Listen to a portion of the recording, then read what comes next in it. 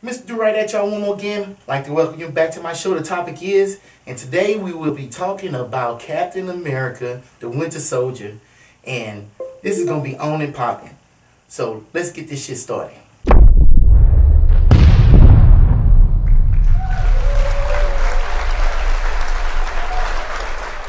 So we're going to be talking about Captain America today. This is my friend Randall. You haven't got a chance to meet him yet. We were supposed to have done some stuff before for, what was that movie we saw? Gee, now I don't remember. Oh, RoboCop. We saw RoboCop, right? RoboCop. And a lot of material for that. we had a lot of good stuff in. I screwed it up, couldn't use it. That's why I had to do the single version of it. But we're going to get this started with us, and we're going to talk about this Captain America. 5 reasons why you should go see Captain America. This ain't no 300, so don't worry about it, all right? Story, what did you think about the story? I loved the different characters, how they brought them all together. I mean, it wasn't just a Captain America movie. I mean, sure, he was the centerpiece, but we had so many other characters, and I loved it. They were just coming out of the woodwork. Yes, you're not kidding. Because I like how they had Black Widow in it. Also like how they brought in the Falcon and introduced them to the universe. And I like the tag team thing. You know, I hope in the next Marvel movie, and I'm not talking about Guardians of the Galaxy, but like another one in the Avengers universe, that they do the tag team. Like, I think it would be cool to see the Hulk and Iron Man together, or Thor and somebody else. I don't know who Thor could be. I certainly appreciate it when they get them all together and they work as a team. You know, yes. The individuals, yes. It seems like there's not enough individual stuff to complete a movie, but you get them working together, yes. And you get their stories going, and it makes for a good movie. Yes.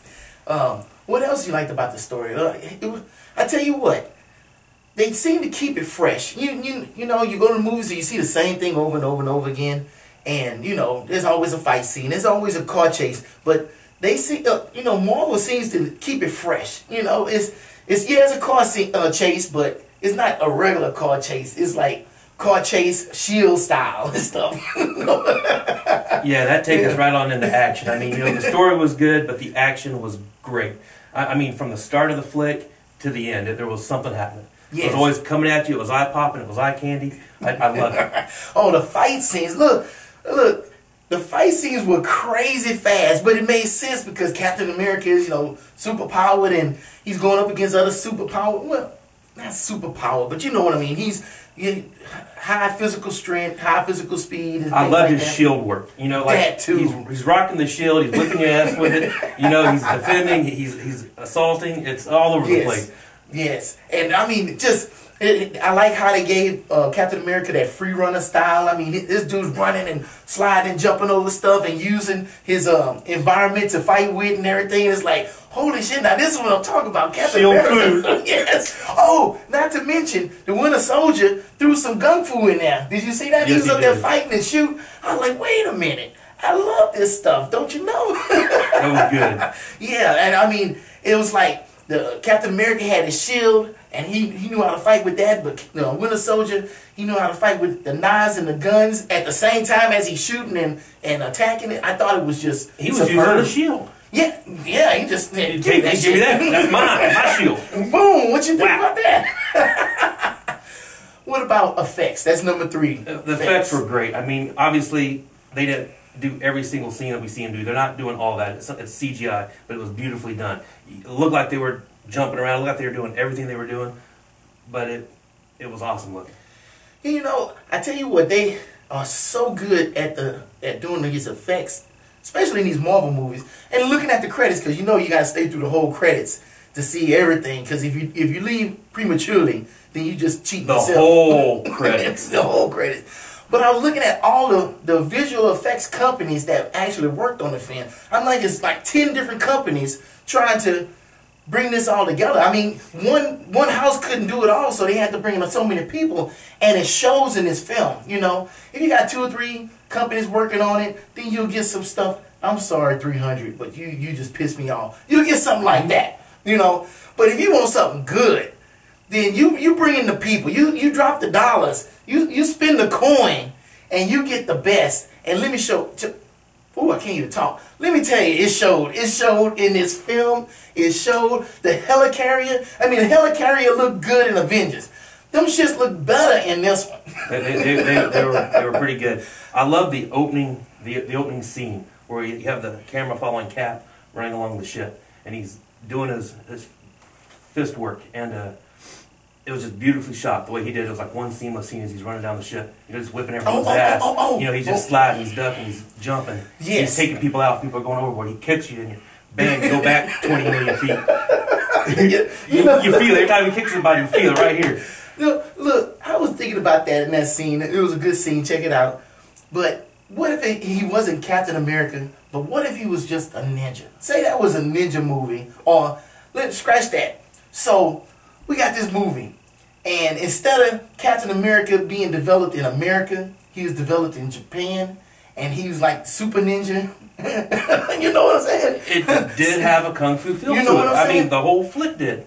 Man, could you imagine that dude with all that strength and as quiet as he was? I mean, he got this big ass shoe on his thing. He quiet as a mouse. I mean, like, you listen to him, you're like half a footstep here. He's just like, wow, that is quiet. And he was so fast to where by the time you did hear something, it was too late. And like, did I just hear something? Wow! Yeah, the guy turned around there into that shield. And he literally, you turn around and shield in the face. Oh man. Number 4, and now this is something I think is different and only we can bring to Marvel Universe, is the universe. So what you think about this universe and how all these movies are being tied in? And before I ask you that question, I just want to say, and I'm glad they started this. I mean, with the first Iron Man, and they kept linking movies together. That's so much better than sequels, because a sequel is just the same thing trying to be redone over and over. Kind of like, what's a movie that's a sequel that's kind of like a rehash? 300? Yeah, I think 300 is a perfect example of just a bullshit ass sequel that they was trying to steal the good shit from the first movie and put in the second movie. Or like Rocky. You know, how many times can a motherfucker get his ass whooped? But with this one, they said, you know what, instead of just doing sequels, let's create a universe, and then we'll pull stories out of that universe, and we'll keep adding to it and keep growing it and growing it to where this is a franchise. Look, it's like, oh, Marvel got another movie going on. Let's see what's going on now. You know what I'm saying? You know, they're finally making the movies like the comics. They're tying them all together. You know, they correlate to one another. You know, you don't have to see all of them, but, you know, you can. If you see one, you'll pick up on stuff from another. DC needs to catch the fuck up. For real. And not to mention, I like how to refer back, just like in the comics. They'll say something like, oh yeah, I ran into that in New York. And they referring back to the Avengers movie, or they talk about Tony Stark, or they talk about the Incredible Hulk, you know. And it's like, wow. And if you've never seen it before, you never seen any of the movies, it's no big deal. But if you have, then you catch that and you're like, oh, wait a minute, they just... Like a little treat for you. Yeah, it's like a little nugget, a little Easter egg. Little nugget. Little something for you. Oh, and I just hope they keep doing this. I wish that Spider-Man and X-Men were in the same universe, was owned by the same movie studios. That way they could bring them all together. Because I feel like, man, you imagine Wolverine on the Avengers with Spider-Man and all the others. Man, that would be really cool. They all doing good stuff, but man, if they brought it all together and just had one universe, man, you could have movies forever. You wouldn't have to reboot nothing ever again, because the shit's good right now. Yeah, that would definitely be interesting. Yeah, that would be super sweet. All right, and number 5 reason to go see this film is the overall feelings of the movie. Now, what's your overall feelings of it? The story was good. The action, the effects were great. It was a very entertaining film. I would definitely like to see it again. Not for $14 a pop, but I would definitely make a point to go see it. I do want to see it again. It was a good feeling flick. You walk out of there excited. And you know, and speaking of $14, yeah, it kind of sucked because we had to go see it in 3D. We're not big fans of 3D, and it wasn't IMAX, but it was equivalent to IMAX. You know, the big theater, the recliner seats, and all that bullshit. Yeah, that was cool, but you know, you can go see this movie for $6 and still feel the same way about it. You ain't got to go spend the high dollars on it.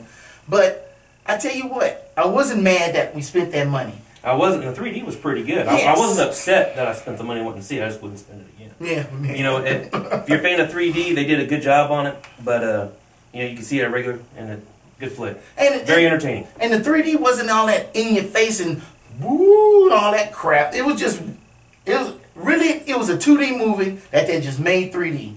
You know, Avengers was more 3D than this was. You know, when the I don't know what the creatures I would was. say so. And they was flying over in and it's coming like, out oh, at look you. at you. There wasn't a lot of stuff flying out of the screen. It was more of a depth perception of how far in that you can see. Right. And it looked good. And it wasn't all blurry and, you know, you just getting motion sickness from looking at everything. Even the fight scenes weren't as bad trying to keep up with, you know. It was a little dark, though. You know, like if you take your lenses down, you could see it was a little darker. You know, they still got to work on that. Well, yeah, that's why it's not perfect yet. They give us shades to wear in the movie theater, you know. That's going to wrap it up for talking about Captain America: Winter Soldier. We're going to touch on a couple of films that we saw trailers for and get some quick thoughts on those.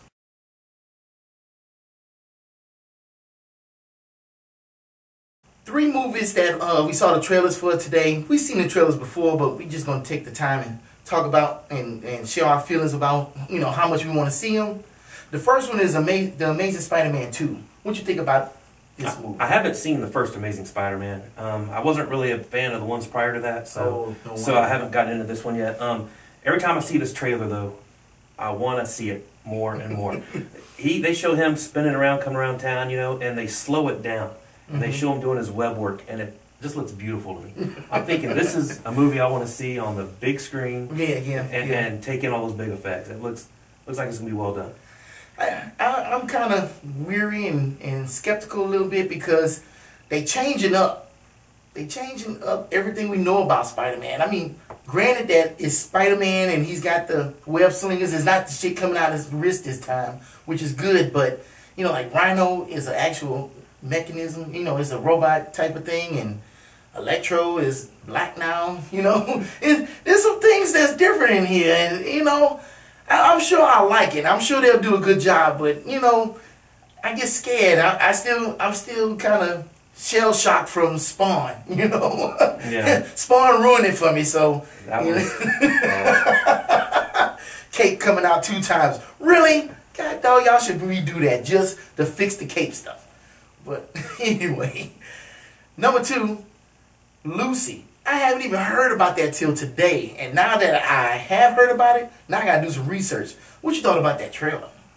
Blown away. The effects looked awesome. I mean, I want more. I want more information on this. Yes. I am totally enthralled. What is going on there? Man. Where's that story come from? Yeah. But you know what? When I was watching it, I got a real strong feeling of the Matrix in it, you know? And it's like, really nobody's touched the Matrix or came close to touching Matrix. Not talking about Matrix 2 and 3. I'm talking about the original Matrix and how whimsical that movie was. You know, it was a dark time, but you had something to believe in because you see these guys trying to fight the system. And I love shit when people try to fight the system. And looking at this woman and she gets whatever the hell she gets, and you know, it's like she was helpless and now she's most powerful and everything. I wonder what they put in her. You know, is that? I mean, is that what starts as changing events? I don't know. But that shit was awesome. Just looking at the trailer, I was like, holy smokes! Yeah, that looked beautiful. I mean, the way they were just the effects on that looked incredible. Not to mention you got Morgan Freeman in it, so get out of here. It's like if you don't have Morgan Freeman or Samuel L. Jackson in your movie, your shits ain't gonna do good. What's in your wallet? Oh man! And the last one we're gonna talk about, and it's coming up real soon, is this new Godzilla movie. So what you think about that? You know, in the past, I haven't been a huge Godzilla fan, but this movie looks beautiful. I want to see more of it. It's the old ones they always looked hokey to me. Everything I've seen on this one so far does not look hokey. This looks like it's going to be pretty tight. Are you talking about the original Godzillas with the guy in the rubber suit? That's the ones that look hokey? Yeah, the old. Yeah. So I have to ask the question because I hear this all the time. So. How you say that guy named Matthew Broderick? I think that's his name. That version of Godzilla that came out in the 90s. I don't even think I'm familiar with that one. Oh boy, whoa! Whoa. I'm talking about the old Godzilla. You talking about the old Godzilla? So, I've never been interested in that before. Oh, okay. Because a lot of people love those Godzilla films, and they grew up with them and everything, and it was fun to watch them, and Mothra and all the other ones. It was Mega Godzilla, I think it was. But then they came out with the remake of Godzilla in the 90s, and it really turned a lot of people off of it. And like somebody mentions this new Godzilla, and they're like, oh well, I don't want to see that after they were ruining it with the last film. So I didn't see the last one that ruined okay. it. I'm talking about the other ones I didn't care about. Wow, that's funny. That's funny. I used to love those movies, even though they were cheesy. Even when I was a kid, it was still cheesy. So yeah, it is what it is. But never was a huge fan. But this has my interest. I'll tell you what, I'm kind of scared because I'm not actually seeing what it is they're trying to do with this Godzilla. Like, the trailer starts off and it's like, you lied to us. You've been hiding this from us. Like, how the fuck you hide a big ass freaking lizard? I mean, how is that possible? I